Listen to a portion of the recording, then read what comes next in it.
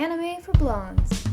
I love, Maomao, the fact that every time she meets a new female character, she's just, like, assessing their boobs. They kind of made her, like, queer-coded this episode. It's not just And I mean, not just this episode. Yeah. Action! Hello, I'm Becca. And I'm Allie. And welcome to Anime for Blondes. The Girly Pop podcast made for girls, gays, theys, and blondes. The blondes is crucial. And metaphorical, but no less true. It's a spiritual term. Yes. And today we're going to be reviewing episode 37 of Apothecary Diaries. That's crazy. I know. And we still have a whole half a season to go. We still have all of Core 2, you guys. This is the first episode of Core 2. What did you think of the new intro? I loved it. I watched it. You did? Mm-hmm. Okay, slay. I liked it. It was kind of weird. What was up with the, like, fox face thing? Dog face thing? So I'm pretty sure it's a cat mask. Okay. I meant to look up what that symbolizes, but I didn't, so I'll have to do that next week. Yeah, we need to look into that because that's definitely got to mean something. It does. It definitely does. Both Jinchi and her were wearing it. Well, a bunch of characters were. Oh, well, I only paid attention to them too. Okay. Well, other than, like, all the characters wearing the masks, the intro also, this was the first time we got an intro song sung by a man. Yeah, it was definitely a different vibe. And Malachi pointed out that, other than the fox or cat mask thing, a lot of it was Maomao, like looking at Maomao from Jinchi's POV. I can see that. Like, instead of him being in the shot, it's like him looking at her. I definitely felt like it was a lot more romantic, like sensual type vibes. You think so? Mm-hmm. Oh, the part that did make me excited was at the end of the intro, it shows Shisui and Xiaolin, I think, are her friends' names. We will see how correct that is. I know people won't hesitate to correct us in the comments, guys. You can always yell at us in the comments. We give you full permission. At the end, they, like, push her towards, I'm assuming Jinchi, because she takes someone's hands. And I'm like, oh my god, it's gonna happen. It's happening. Okay. It definitely seems like it's happening. It was actually a pretty good episode. I ended up loving it. I was like, oh god, this is gonna be another filler episode. Which, by the way, guys, I just want to point out, we have not read the manga or light novel yet. So if something appears to be filler, or if something has, like, symbolism or foreshadowing, there's no way for us to know that yet. Yeah, we don't know yet, guys. We don't know. All we know is what the show is telling us. Bear with us, please. If we ever are stupid and we're like, this was stupid, this had no point, and it has a point, just let us be little ignorant babies that find out eventually. Yeah, let us enjoy the story, like, as it happens. And we are going to start reading the books, so we are. Maybe we'll know eventually, but... Yeah, but I don't think we're going to be able to finish them by the time this season ends. Depends on how long they are. I really don't know. I don't know either. I do know that volume 13 of the manga is literally the arc we just finished. Okay. See, I'm pretty sure it's light novel, end of light novel 3, and, like, beginning of light novel 4. Okay. I've heard that people think up until the end of light novel 4 is, like, a very solid story, like a fully formed story, and that's what people predict that Apothecary Diaries will do. They don't think it'll end up going long enough to do the full story. So the theory is we won't have a season 3? I think that they think it'll span into season 3, and maybe that will be the ending. Okay. I'm not sure, but I do love a good solid 3-season anime. Yeah, and there is potential for Apothecary Diaries that it won't be canceled because they're making a whole ride for it at Universal Studios Japan. I saw that and I was like, that's kind of crazy. I know. This one anime is getting a whole ride? Mm-hmm. That's cool. Yeah, so I love that. We need to go to Japan. We've been saying. We've been new. So hopefully that is good news for us Apothecary Diaries stans. More news related to anime. If you guys haven't seen the Crunchyroll Awards, voting for those are now open. And a lot of people believe that Solo Leveling is going to sweep. And it probably will, but here's my thing. I voted for Frieren for Best Anime of 2024, and here's why. Because Solo Leveling started this year and ended right before the voting opened, I think a lot of people are forgetting that season, like, you're voting for season 1. You're not voting for season 2. And I, like, call me crazy, but Frieren is better than season 1 of Solo Leveling. Frieren is better than a lot of anime in general. Exactly. So a lot of shows in general, I'd even say. Exactly. So as much as it, like, pains me, or I just feel like that is objectively the best anime of 2024. I can't believe that you're not writing for Apothecary Diaries, which is also nominated for Anime of the Year. I'm sorry, Frieren is better than Apothecary Diaries. I'm so sorry. Apothecary Diaries isn't even in the conversation. No, it's not. It's like, so is it Frieren or Solo Leveling? That's the debate. And that's the thing. People are, like, weighing the entirety of Solo Leveling versus season 1 of Frieren, and I'm like, that's not fair. Yeah, well, and I personally really liked the first season of Solo Leveling. I think I may be in the minority. I know you were like, oh, it got way stronger in season 2. Yes. And I do agree it got way stronger in season 2, but I'm a stan. I'm an original Genius stan. I liked him when he was wimpy, lowest, worst E-rank hunter. So I really love Solo Leveling. If Solo Leveling wins, I am not going to be mad, obviously. I'm not going to be mad. In fact, I expect it to win, but I'm just saying I don't think it should. I expect it to, but I don't think it should. I do think Frieren. I did vote for Alex Lee for the best voice actor. Duh. Everyone vote for Alex Lee for best voice actor. I just kind of feel like Frieren shouldn't even, like, be there because it's kind of unfair. Like, I think Frieren is, like, so good. No, it is. Like, I told you this, but it's like as if Attack on Titan was put into any category for anything. I would be like, well, sorry, everything else. Like, it's just on another level of, like, good. Like, I feel like Frieren, I'm like, how can we even compare it to Solo Leveling or Apothecary Diaries? It's, like, in its own league. And yet we do all the time. We do compare them. And yet we have a whole episode comparing them. And what's the award show where it's television series? Emmys. Emmys? I feel like Frieren should actually be in an Emmy discussion. I know. Is this like how horror movies aren't, like, good in the Oscars? Is it like anime or, like, animated stuff doesn't, like, do well at the Emmys? I'm not sure. I don't think they do, because I think in order for it to even be nominated, it has to be, like, perfection. Historically. I don't know. Interesting. Okay, anyways, I just wanted to say my piece about love that. the Also, Crunchyroll Awards. more news. If you are watching this, Apothecary Diaries is now on Netflix. That's true! So, yeah. no more excuse not to watch it. I don't know why you'd be watching this if you haven't already been watching it. Yeah. But this is a good excuse for you to force your normie friends and family to watch it. That's true. Force your normie friends to watch Apothecary Diaries and then have them watch our podcast reviews of it. Exactly. Like, this is guerrilla marketing. And I think it's all dubbed on Netflix. I have to assume, I don't know, I haven't checked, like, how it's gonna come out, or, like, if it's coming out week to week as season 2 comes out, or if it's just season 1. So, no details on that yet, you guys, but it is on Netflix now, so go check that out. As well as, I know we're not doing the report anymore, but I really have something I have to recommend. Can I do it?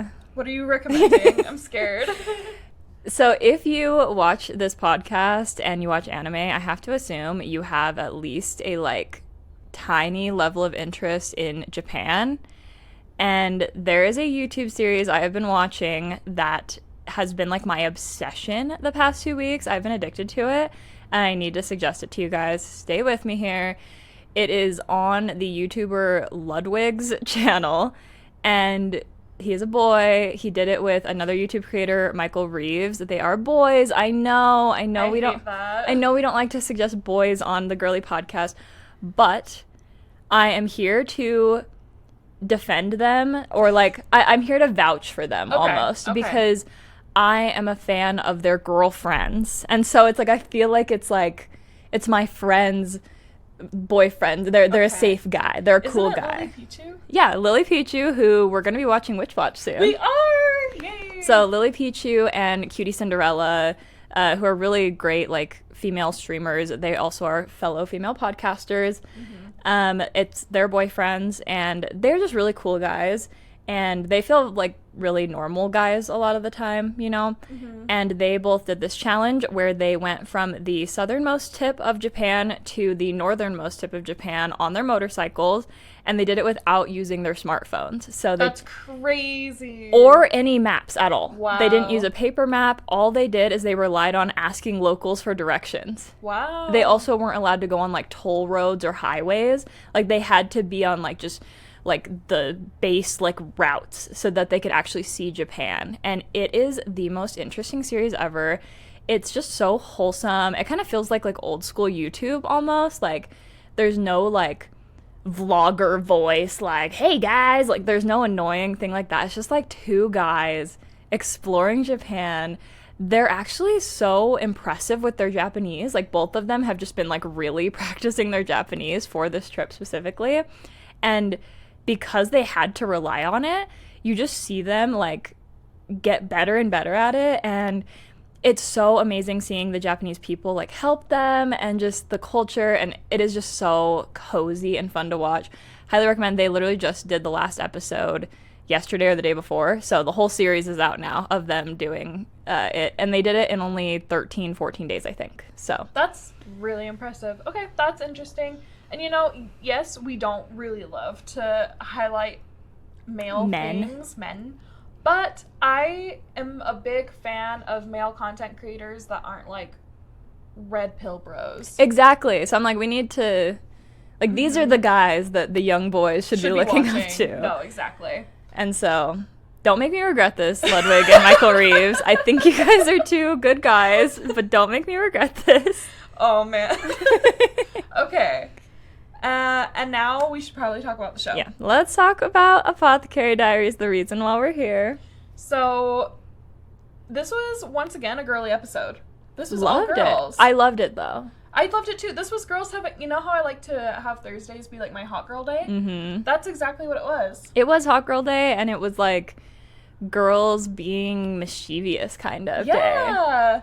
And like supporting each other, networking. It was kind of another like gossiping is like a form of what did we say the last survival episode? Yeah, like women have used gossiping to survive. It was another like one of those. Exactly. So. I like the technique they were doing for like shaving. I know. I was like, I like, want to try this. This is like what people do for eyebrow shaping, like today. Is it like modern? Yes. Oh. Like eyebrow threading. Oh, I've never gotten my eyebrows threaded, so I Me neither, but I know that much. Okay, slay. And I was like, that's crazy that that's thrown in. They had that back then. Yeah. So the plot is, how does it start? What happened? So it starts with the new eunuchs. Okay. And one of them is limping. Yes. And supposedly very beautiful, like Jinshi level. Okay, here's my theory, guys. Okay. Ready? That's also not a eunuch. My theory is, remember the girl who looks a lot like Jinji who disappeared, who tried to kill him last season? Mm-hmm. That's her. That's my theory. Okay. I feel confident about that. Okay. Because Malachi was like, they have different colored eyes. I looked her up. They have the same color eyes. Okay, then period. That's what it is. I'm like, she's back in disguise as a pretty eunuch because she. Okay, Mulan. No, literally, but because she and Maomao noticed that they also look really similar, so I'm like, she could just be androgynous enough to pass off as a eunuch. Mm-hmm. So. I like that theory. It was one of those moments that I have where I was like, I need Elisa to tell me what's going on here. Okay. And so. And. I mean, if I'm wrong, then that's going to be really embarrassing. Yeah, you're so confident with it. But you've been pretty right, like, consecutively about things. So. Like, I'm a genius. Ooh. I'm just really good at, like, recognizing characters and storylines. Yeah, I'm really bad at recognizing characters. But you have good ideas. I do have a lot of good ideas. I don't know if they're really anime coded ideas, Maybe but not. I definitely have good ideas. That's me in general. I'm an idea man. Yeah. And it's just like, will they be executed? Maybe not. Probably not, but I have some good ideas. Yes, exactly. Okay, so yeah, that's how it starts. Mhm. And that was my theory right away. I think the limp might have just been either an injury that happened when she escaped the first time that we maybe missed, or it's a, you know, like a disguise thing that she's doing to separate herself, or I'm wrong and that's a new character and they legitimately have a limp. Yeah, I wasn't sure at first if it was supposed to be like Jinchi and something happened to Jinchi. I was like, I don't know what's That'd going be on crazy. here. Yeah, so, but then later on in the episode, they like talk about the new eunuchs again, and so I was like, oh, okay, there actually are new eunuchs, so that must not be about Jinchi. But I was thinking they are probably bringing in all these new eunuchs so that Jinchi doesn't have to be a eunuch anymore, and he can slowly try to actually phase ascend. out of it? Yeah, Okay. I think that's my theory. Phase out of that position. Because Maybe. I think the like last week was a wake up call. Maybe. Yeah. And we were a little concerned that it just wouldn't get brought up and like Mama wouldn't deal with it, but she remembers it already.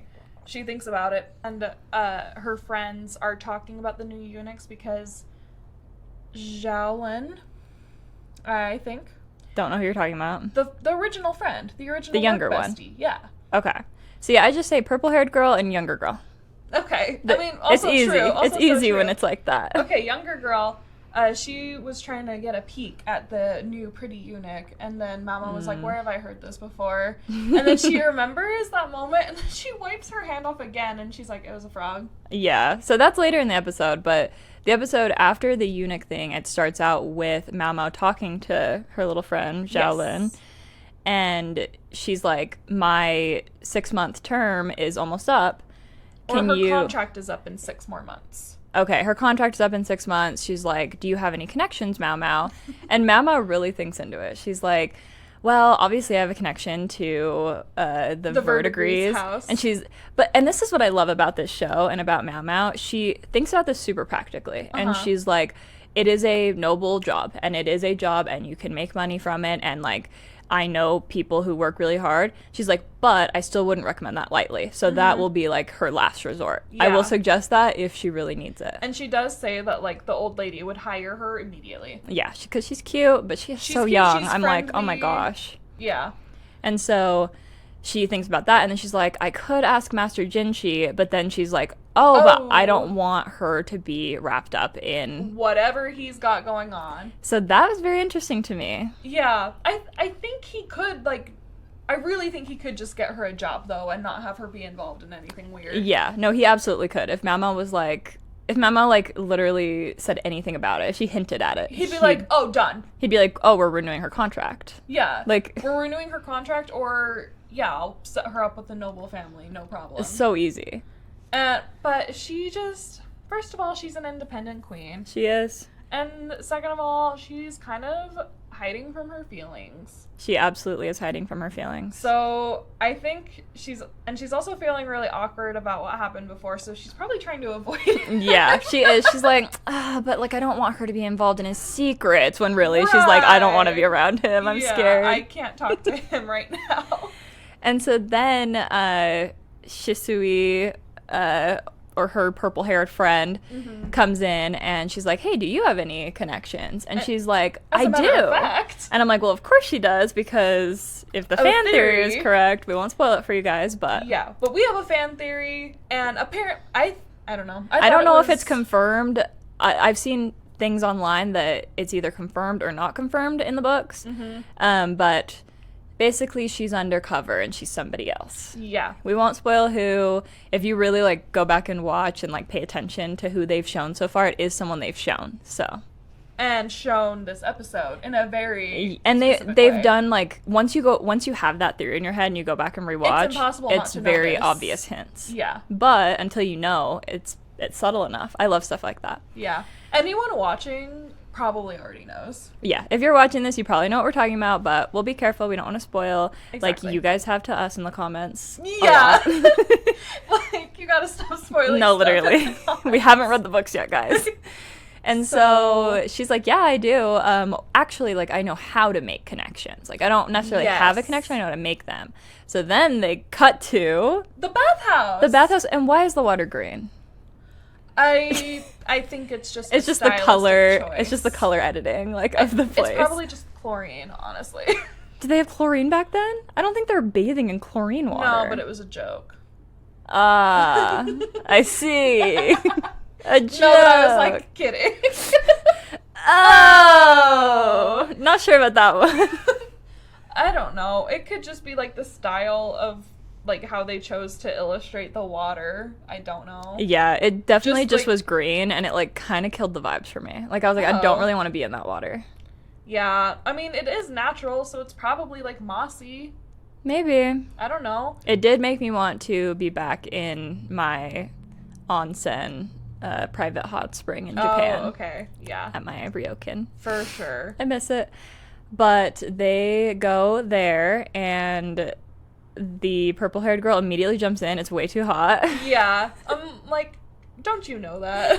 I know. It was so funny. And then they, like, take a bath. Maomao has shampoo! Yeah, she has shampoo. They're washing, like, each other's hair. It's super cute. She uses way too much, and she's covered in bubbles. Oh, when they see her, like,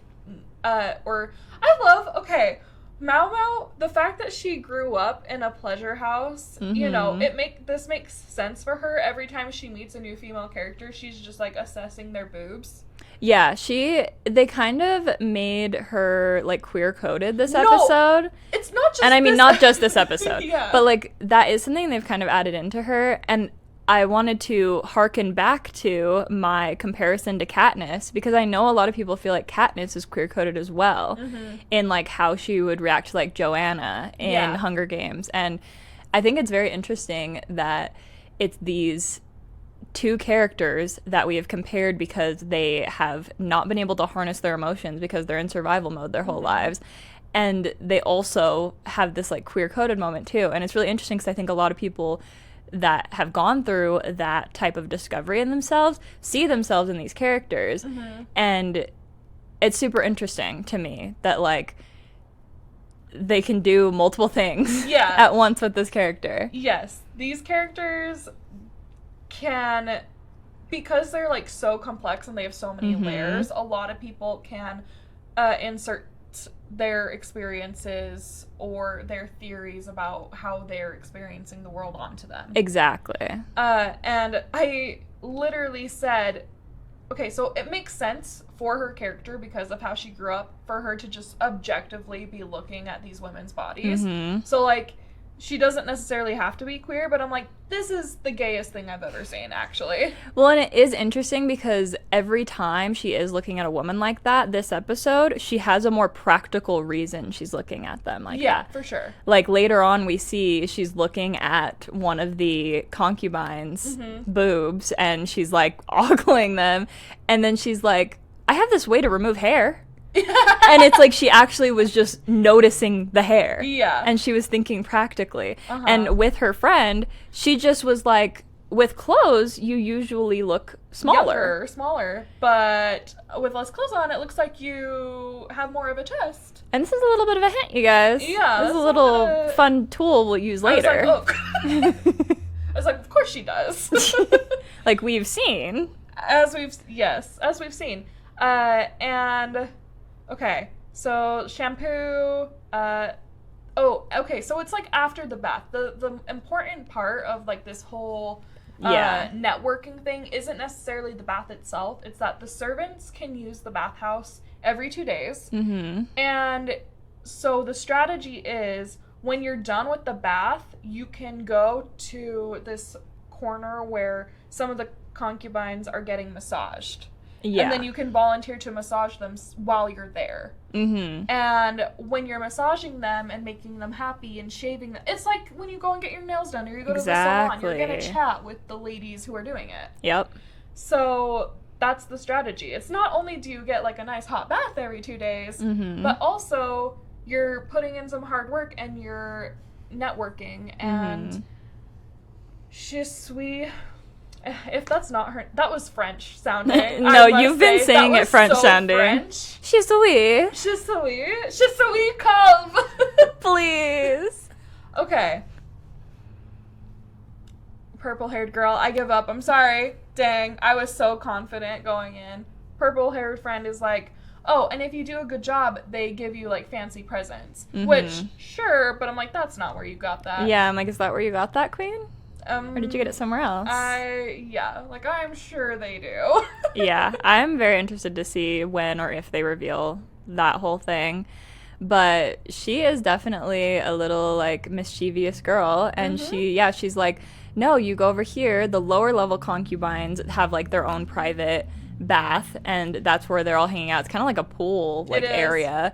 And there's, like, stones that they lay on. It looks like it is like a sauna vibe. And yeah, they, like, oil them down. They massage them. Maomao's like, hey, I have this new way of removing hair. And it's better than dull razors. And for sure. I'm like, anything's better than dull razors. But okay. And yeah, a lot of them will, like, you know, they'll become, like, kind of friendly with them. They'll get relaxed, and they're in a good mood, and they're chatty. And one of them said, or the purple-haired friend, she says that the one who had been doing this a lot previously just left, actually, because she got a job she got hired in, like, the hometown with, like, a family. So it is proven to work. Yeah, so great idea. Yep. And they do it regularly, and I like that this is, like, girl bonding time. Yeah.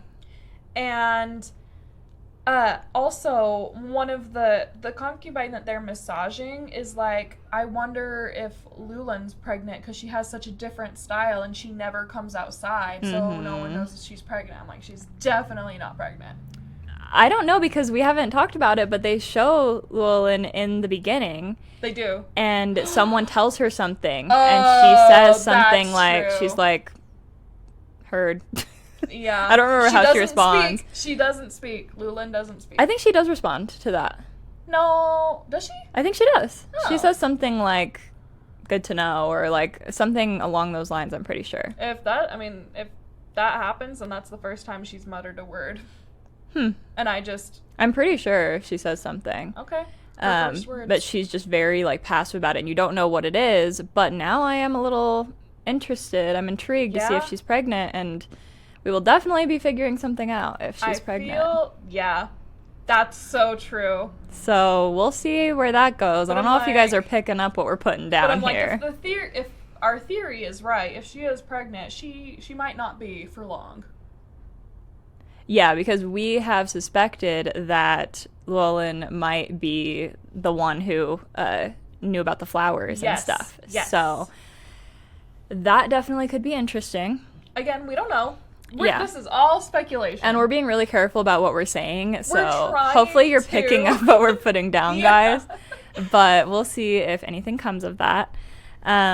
So very interesting thing for them to just throw in there, though. Yeah. There was a lot of, like, building other storylines and, like, building the, like, mystery of her purple-haired friend and, like, all these little mysteries while having this, like, girl bonding time. It was really fun. This episode was really well done. I enjoyed all of it, and it didn't feel... Okay, so we called the last No Jinshi episode filler because that was the vibe that it was giving off. This one didn't feel like filler. It didn't feel like filler. It felt like it was setting the stage for a lot of other mysteries, and it was like, hey, we've been really focusing on the Maomao Jinshi thing. Let's get back to the whole mystery aspect of this show. Right. It's like, we're just a little bit of romance. We also are a mystery, you guys. Yeah. So don't forget that. It's like, oh, I'm sorry. Were you having so much fun the last 2 episodes? It's like, don't get comfortable. Yeah, no. We are still mystery first. We are still political drama and mystery first. This is still anime Game of Thrones. No, literally. And wait, we don't actually talk about how Maomao is, like, having a little finger moment because she goes and asks Lady Kyokyo if she's allowed to do this bath thing and if she's allowed to massage them. She's like, I don't know if she would approve. And she's like, well, they get really comfortable and, like, share things, right? And she wants Maomao. She's like, Maomao, if they say anything interesting, just, like, let us know. Maomao's the perfect person to be a little spy. Maomao is just like having her little finger moment, but not evil. But yeah, she's like getting all these little secrets and she's gonna share them. And I just continue to love Lady Gyogyo. And I've been really trying not to say the N. Gyokyo. It's Gyokyo. Her husband yelled at us. He did. He gets so pissed off every time because he finally started listening to our podcast. Period. I know, because he didn't listen to any of our Jujutsu Kaisen reviews. I mean, who can blame him? Those ones kind of sucked. I disagree. I enjoyed them. Anyways, continuing. He was like, please, I'm begging you, say Lady Gyokyo. See, and here's my issue, is I've just been blindly trusting you on, like, all pronunciation, and I've realized through this last season that I need to not do that. Well, in the first season, whenever I heard it in English, it sounded like Gyeongkyeon to me. Oh, one more thing. There was one more concubine, like, visiting, Lady Lishu. Yeah, and she's one of the higher-up ones. So she should have her own private bath. And everyone's freaking out. I was wondering. I was like, why are you coming here? And they wanted us to wonder that. Yeah. I was nervous. Yeah. About it, but... You know, Maomao notices her razor burn, as you get. We hate that. So meow. I mean, yeah, we've done this before. Maomao she doesn't even ask. She just grabs her and pulls her. She kind of does. She's like, Lady Lishu, I have a new way to remove hair. Do you want to try it? And she's like, and she's like, let's do it. There's no option actually involved. She just grabs her and brings her. And my theory is that the young friend will become a lady in waiting for her. I think they're gonna bond. Yeah, because Maomao points out, she's like, oh yeah, all her servants suck. So I'm glad the taster became the head lady in waiting because she's the only one who like cares about her. Exactly. And I'm like, can't they just fire all of those lady in waitings? Can't they just hire her new ones? I know.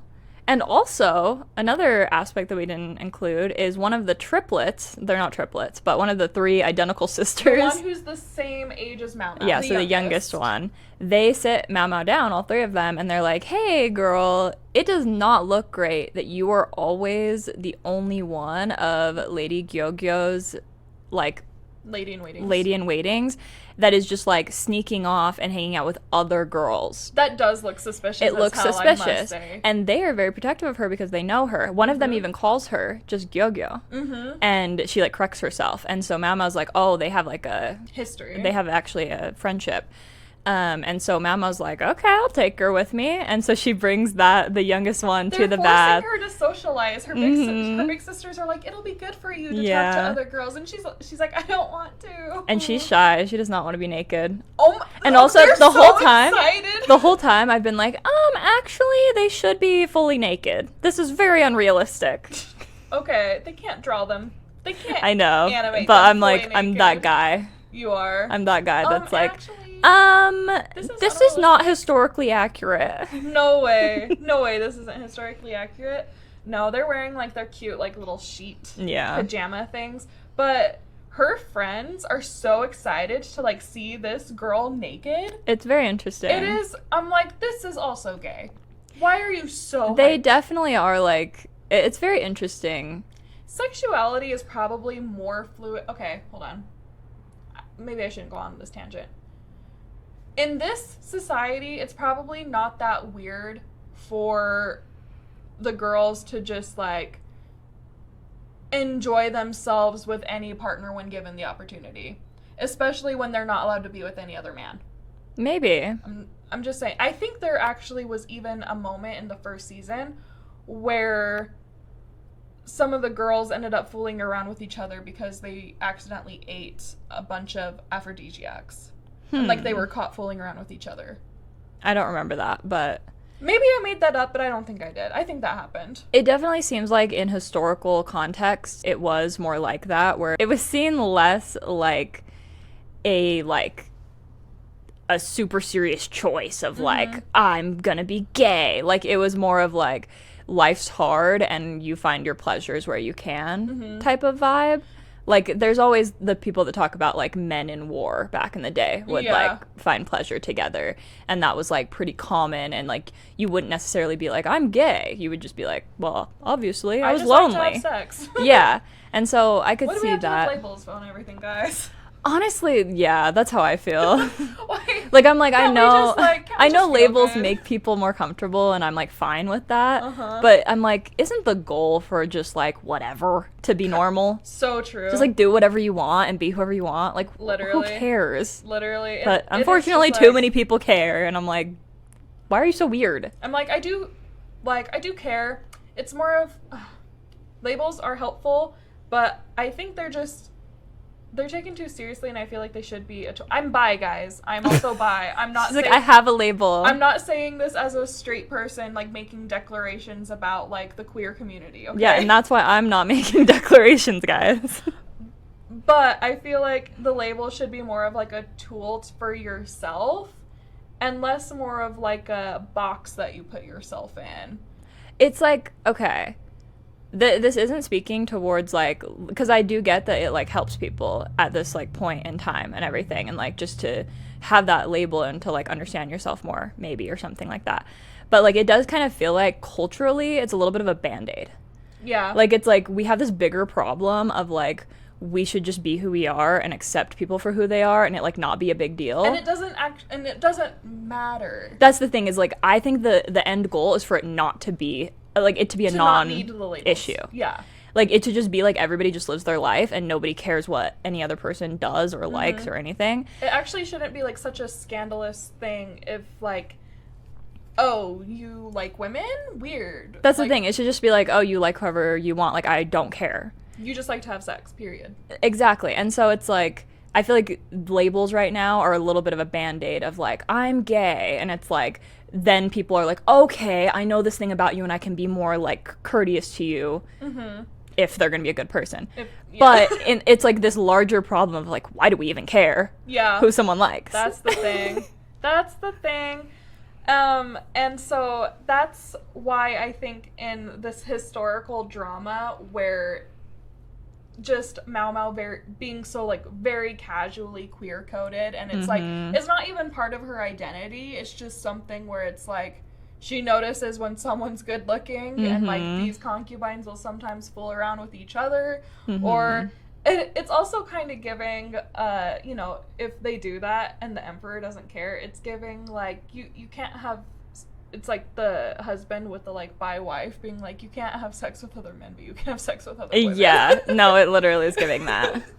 So anyways, in conclusion, Apothecary Diaries, queer show, confirmed. Queer, neurodivergent. Oh, queer neurodivergent show. Exactly. Period. And I do think, like, I think the interesting thing about this show is that a lot of people can find themselves in Maomao. Like, she's a little bit, she's not a blank slate. She's not. She's actually, it's not that she's a blank slate. Her character is, like, very clear, and, like, we understand her. It's that there are so many layers and to there's, her character. like, things that you can grab onto, and, like, things that you can focus on within her, and, like, qualities of her that can be perceived in different ways. So she's a very interesting character. Yeah. Very interesting female character to have as the lead in this show. And that's why it actually was a really good choice for us. There's, like, a lot of opportunities to talk about these things. Yeah. Like, I didn't think we'd get into, like, into LGBTQ labels on this episode. Yeah. Yeah. So, did you watch the preview for the next episode? I did. It looks like it's gonna have Jinshi again. Oh, okay. I forgot that I watched it. I was gonna be like, oh, good, I'm glad you did, because I didn't. But no, I did. Okay. Yeah, so we get Jinshi back. Oh, Lishu's here taking baths because she's scared of her bath because she says it's haunted. She ends up telling Maomao that. And at first I was like, this is obviously just one of those fucking bitches playing pranks on her again. Oh, maybe. But since they were playing with, like, a supernatural thing before, I guess there's a chance that it could actually be a ghost. That's the thing, is we're not sure if ghosts are, like, a thing in universe or not. We don't know. Because that episode kind of left it up to interpretation. Yeah, and, like, you fully interpreted it as, that was a real ghost. And I was like, that was the daughter. So So we don't know. This is probably going to be But a the similar preview thing. kind of alluded to they're going to go through that ghost story. Yeah. And Jinshi's involved. Jinshi touches her lips, it looks like. Yeah. It's what do they call it? Like an almost kiss? An indirect kiss? Indirect kiss, yep. So, second indirect kiss of the series.